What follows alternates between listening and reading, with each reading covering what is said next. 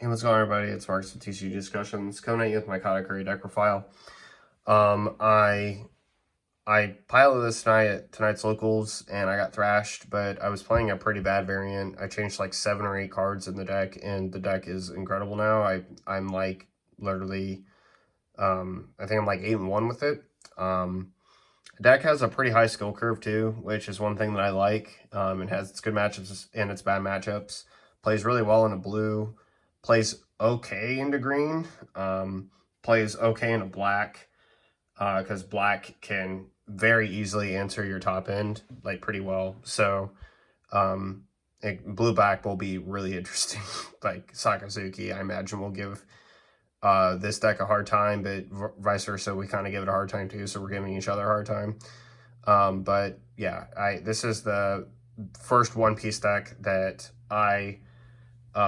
I guess it would technically be the second because I wanted to play Black Luffy, but other than Black Luffy, like Katakuri was like the deck that I wanted to play, especially when I saw what like the boss monster did. I was like, that is absolutely ridiculous. Like I gotta play me some of that. Like, but Katakuri, he's my favorite villain in the show. I really like his battle with Luffy, and I really like his backstory and his character background. So as soon as I knew that he had a deck, I wanted to play him. So for those of you who don't know what he does, Don X1, when attacking, you can look at the top or bottom of your or your opponent's life, and then you can either leave it at the top or bottom of the deck.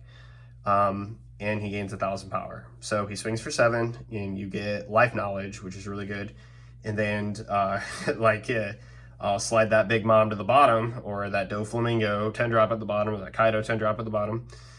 You can have that thing later. Or you won't get it later because I'll just life it with Big Mom. Anyway, but the effect actually has a lot of power behind it because you have the ability to basically stack your own life the way that you want it. And this is really important with your trigger cards, which we'll talk about here in a bit. But love this leader, love the deck. So let's get into it. 4 of our searcher pudding. She on play top 4 search for Big Mom Pirate, 1 for 2,000 power and 1k counter. And after you search the Big Mom Pirate, you're going to put the remaining 3 at the bottom of the deck in any order. And then the next 1 drop we play is Strucin. Strucin is really good at killing like chump blockers and 1 drops. This is really important against Zoro. It will be against Law of Red Purple. Really important against Trafalgar Law, Green Red. Just in some other stuff with like Green Film and some of the blue blockers. His ability to just trash a card with trigger from your hand and key up to one of your opponent's characters with 1 or less is really good. But I rarely ever play him for this effect. It is mainly to be a 2k counter, which we play 16 of the deck, which is really, really strong. So 16 2k counters is really good. And it was one of the changes that one of my buddies helped me with tonight. Next, onto a card that I regretted not playing it for, and I will play it at 4 probably in every iteration of this deck that there is. But Sanji, so it is a 2k 3k, 2k 3k, 2 cost 3k, and it has 2k counter on it, which is incredible. This is what I upped to 4, and I removed all my crackers. And Dawn X2 when attacking, you can add a card from your life to your hand and then stack the top card of your life to the top of your deck. I did not like really realize the power of that effect. It's essentially a +1 every turn it lives, and it forces your opponent to out this card. If they don't out the card, they're going to lose. I had somebody who let this live for 3 turns, and it like broke them in half. Like there was just no way. I had way too much counter power in my hand. And by the time I got to the late game, I wouldn't even call what they were doing trades. They were just losing. Like it was just bad. But I played this instead of Cracker. So to give an idea of what Cracker does, it's a trigger card that plays itself for trashing a card in your hand. And then it has Dawn X1 when it attacks, it gains 1,000 power and basically double strike in Dragon Ball, or double attack in this, or something like that, and it hits for 2 damage. And double striking somebody's life can be really powerful, but you have to have less life than your opponent. So sometimes that gets a little bit weird, especially with curves. It's just weird. It can just get weird. But this card being a straight plus is insane, and being 2K counter is also broken. So yeah, and we get a lot of value because he's a 3K, which means if we Dawn X2 him, he's going to be at 5K and swing lead, which is really good. Next, on to probably like one of my favorite cards in the deck, if not my like favorite one, is Parasparrow. It's a trigger card. You can trash a card from your hand to play it. It's going to replace itself because when it's KO'd, you get to search top 3 cards for a Big Mom Pirate, add to hand, and put the bottom of the rest of them at the bottom of the deck in any order. 3 costs for 5K, which is incredible. If you hit this off life and you already have one on the board, your opponent is immediately salty unless they're playing blue, because they can bottom deck it. But if the KO the card, basically the card replacing itself, is really, really good. So, and I don't ever think I've ever whiffed on this card, like ever. So it's really good. Next, we play 3 Charlotte Amandes. Activate main. Once per turn, you may trash 1 card from your hand with trigger, and then choose up to one of your opponent's character cards with a cost of 2 or less and KO it.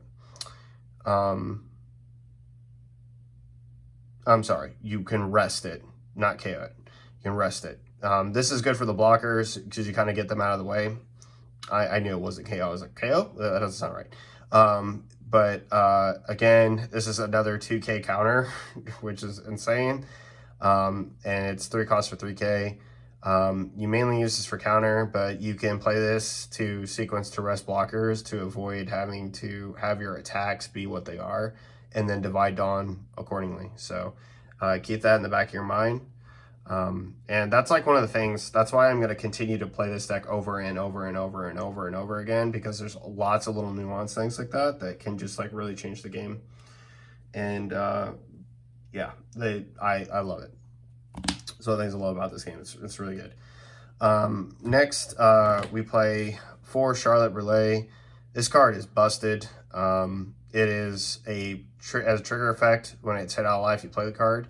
And then it has a 1,000 counter power, 3 cost 1K, but it's a blocker. And the fact that it's a trigger blocker is really important.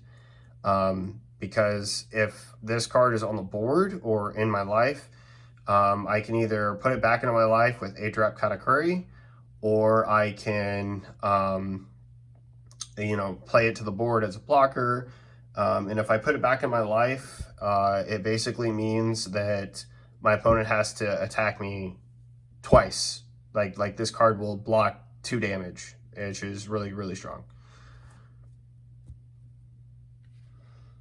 Next to the most broken trigger card in the game, Capone Gang Beige. I don't know. This card's nuts. This is one of the cards that when you look at the top or bottom of your life, you always want to put it at the bottom, no matter what, because it makes the last life swing at your life really, really bad. In fact, if you can put it face up at the bottom of your life, you just let your opponent know, like, this is going to go south fast. So as a trigger effect that says up to one of your opponent's characters or leader cards cannot attack for the turn, which is insane. And it's also a 2K counter, 3 cost for 3,000 power. So 2 Dawn will make it swing lead if you play it. And yeah, it's just really good. It's a lot of value. Next, onto the actual favorite card that I have to put in my life, Sanji.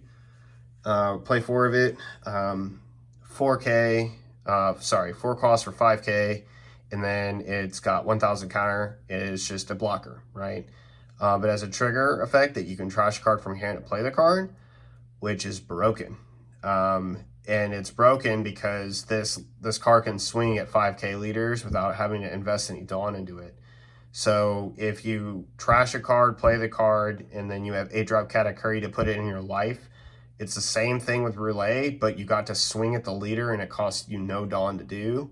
So at 10 Dawn, you can basically pump your leader up to 7, this to 6, play Kata, put this card into your life, and then again, like Brule, basically say the next 2 swings are negligible. So I really like Sanjay a lot for that reason, and it's like one of the attack patterns of the deck that I really, really enjoy. And then the other issue is that, like, because they swing at your life, they give you another card that can swing at them for 5, which is just really good. Under our 5-drops, we play Randolph. He is a vanilla 5 for 7, and then he has 1000 counter power. But we just mainly play this for a curve card if we don't have it to play. It might be better as Shirahoshi now over, now that Whitebeard is kind of gone. We needed cards that could swing at Whitebeard and start getting cards out of their hand.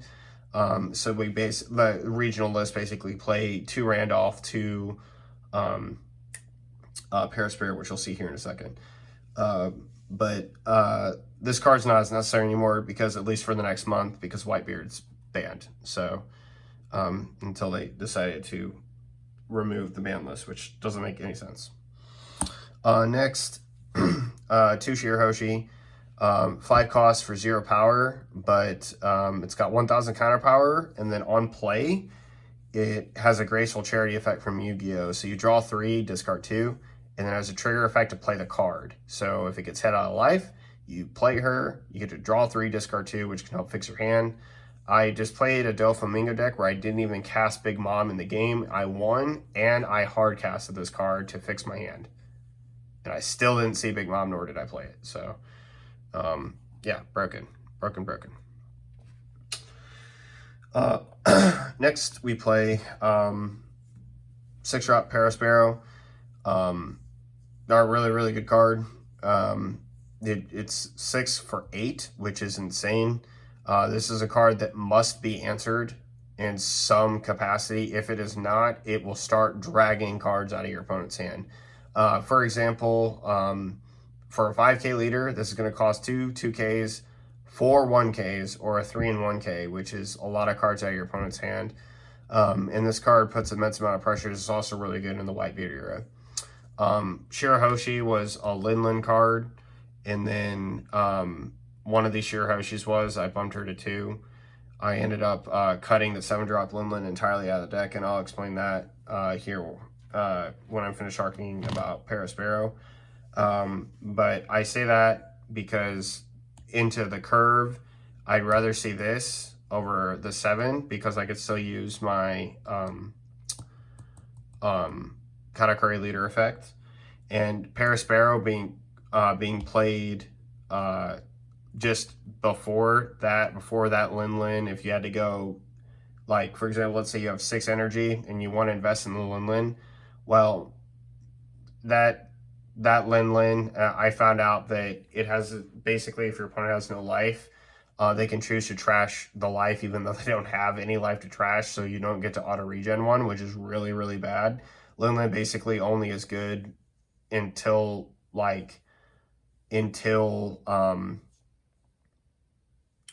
have no life. Even if they have 1, you put them in the position of you either take the life or don't. So, but with Parasparrow, right, at curve 7, you can play Parasparrow and still get your leader effect, which is really, really good. So I like this card. I think it's a card that even if I cut Randolph from the deck, I don't think I'm going to cut this card. So next, on to the main man himself, Katakuri. This card is insanely strong and has seen a huge price spike recently. But on play, you choose up to 1 character card. And you put it either at the top or bottom of your opponent's life. I am rarely using that effect on my opponent's cards. I am now starting to use it more on my own to just put my opponent in a very bad position. Like if I can get rid, like let's say I have Sanji blocker, right? They have a 5k card. I have 10 Dawn, Sanji, and this card's in my hand, right? Not including anything else. I would say I would stack, and they have like two 5Ks rested. I would like stack a 6K on Sanji, swing, stack Dawn on Katakuri, swing for 7 at the other, and then Katakuri this card to my deck. Katakuri the Sanji back to my life, not the deck. I'm tired, but you Katakuri the card to the top of the life to essentially, like I said, make it backbreaking to put that blocker back there, which means it's going to have to now cost them 2 attacks to get through, and you just cleared 2 cards on their board. So like those kind of like tempo play swings can be like really menacing, or it costs them cards out of their hand to defend that, right? At 5 for a 6, it's a 2k counter. At 7, it's a 2k and a 1. And if they defended both of those attacks, they just lost 3 cards in hand, and now those 2 attackers that are left on the board minimum are absorbed by the Sanji that you just put back. And now this 8k is on the board as well. So it's an 8 cost for 8, and there's just not enough you can say about this card. Hitting 8 or less does kind of limit the removal though, but it is what it is. Next, a card that I was playing at 1. This is the other, but now I'm playing it at 2. The other Lin Lin is a 9 cost Yamato. I'm letting you know now, if you do not own these cards and you play this game, okay, you get this card right now while it's cheap. Because if you don't, when an L comes out in next set, this card is busted with that leader, and trust me, just trust me. This card is dollars now. It'll be tens to tens of dollars. It'll be 20, 30, 15, 20, 30, 40, 50 bucks if this card just gets bought out to en masse, unless this card's super common.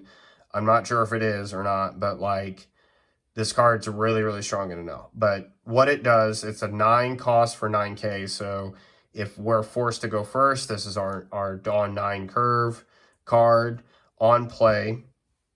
K up to one of your opponent's characters with a cost, equal to or less than the life of you and your opponent. And then if you have 1 or less life, add up to one of the top cards of your deck to your life. So this card KOs low blockers generally, although I've played some games where we both have high life, or I have a lot of life and they have like a few cards, so it hits like a 7 or less. It has no counter power like the Katakuri. It also doesn't have counter power.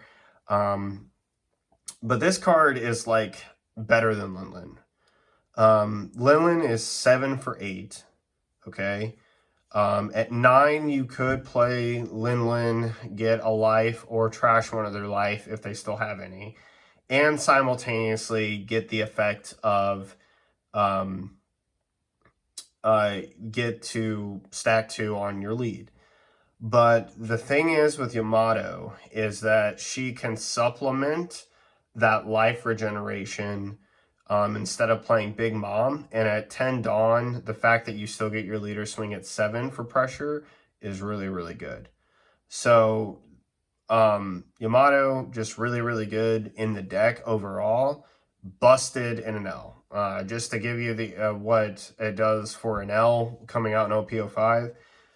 So an L has an effect that when you take a life once per turn during your opponent's turn, you can charge the top card in your deck to your life. Well, Yamato's regeneration is at the cost of 1 life, so you'll still have that 1 life. So if they don't take that life from you and you counter out or something or block, and then Yamato's played on the following turn, they now have to hit you for 2 life. You regen 1, a 3rd life, and then hit you for game. So it takes 4 swings. And Yamato every turn recycling that life is just stupid. Like, if Big Mom could be played in an L, the deck would be tier 0 broken, in my opinion. And I've seen games where literally, like, your opponent had to take, like, 12 to 13 life of an L. It's just stupid. On to the main reason to play Katakuri or Lin, either leader. And until they come out with, like, a Parasparrow or, like, another Big Mom Pirate leader that's yellow, or can tap into yellow, this is the reason to play the deck. This 10 cost 12k is arguably the best in the game. Newgate is like the 9-drop Newgate is probably the only card stronger than it, and the only card that is warranted a limit to 1. A lot of people want this card limited to 1, but if I'm honest with you, I don't think that this is a card that needs to be limited to 1.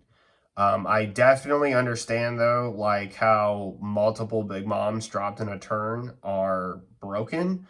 But there are many cards that are super broken, like in general.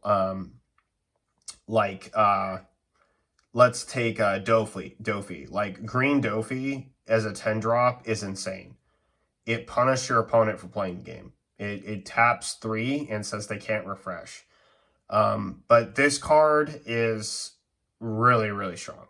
Like, there's no mistake about it. It's also a hard check to Enel, which is another reason why I don't think that it should be limited. Otherwise, Enel gets exponentially better, and he's going to be better in future sets anyway. But back to this card, a 10 for 12. So at 10 Dawn, we play it, we get a 12k body. And then on play, you charge a life, and they lose a life.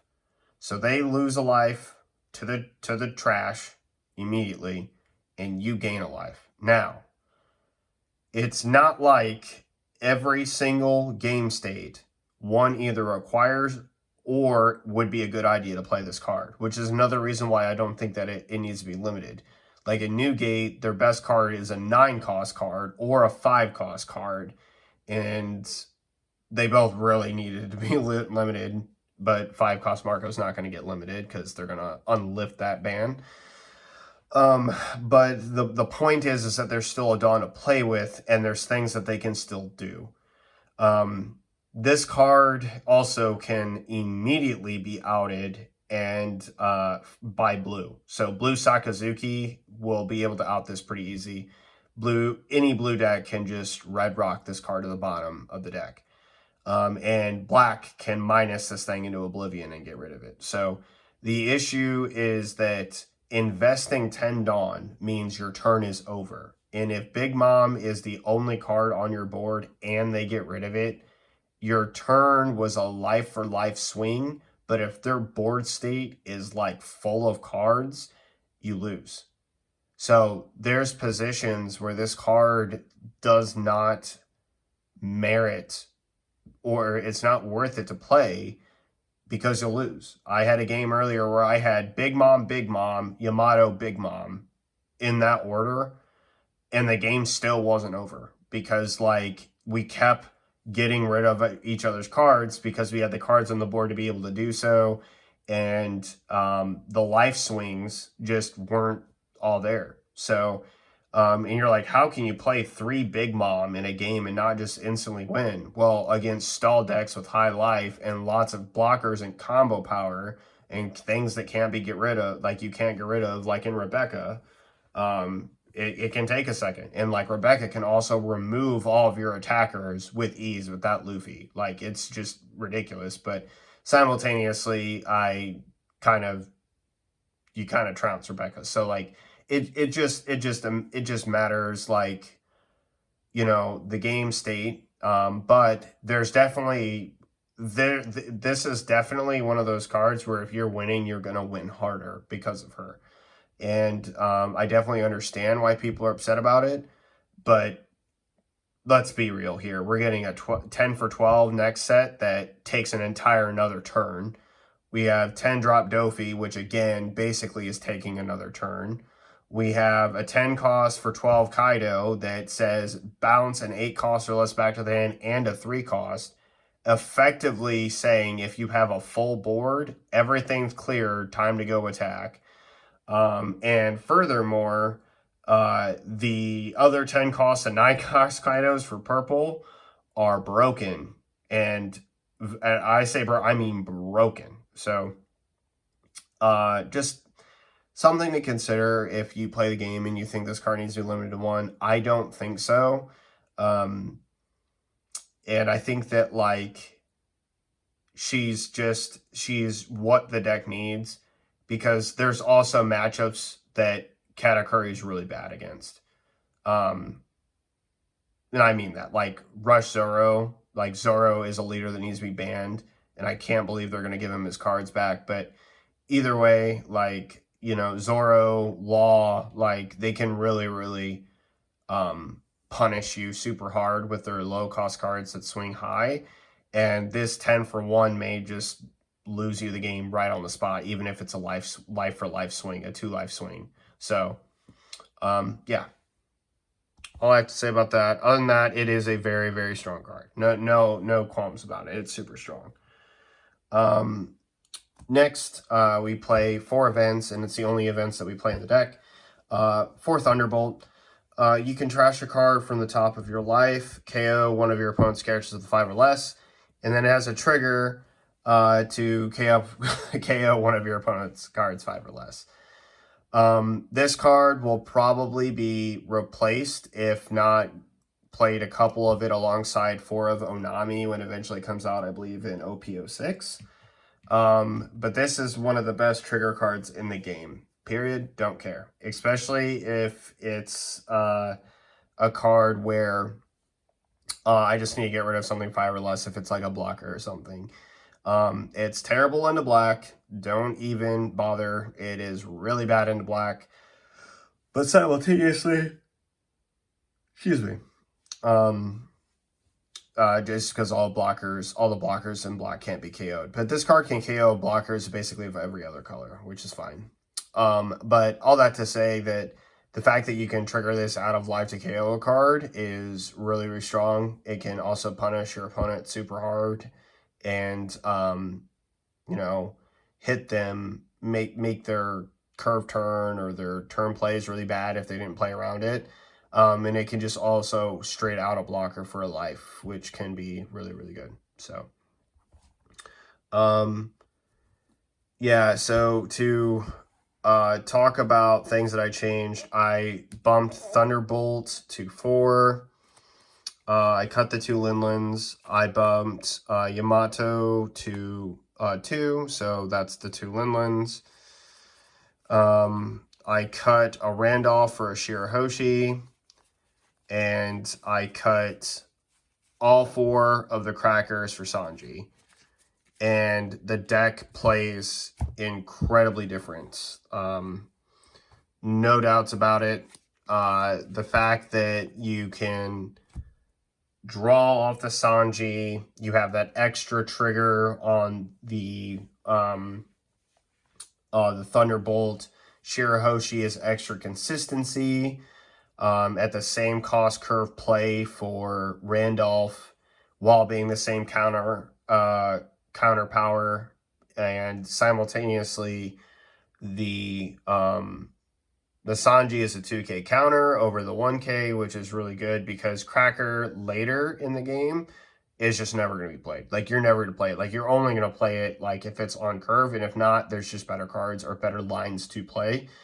And then the Yamato over Linlin and the Thunderbolt over Linlin, I did not realize that if your opponent had no life, that you could just choose to trash life that's not there.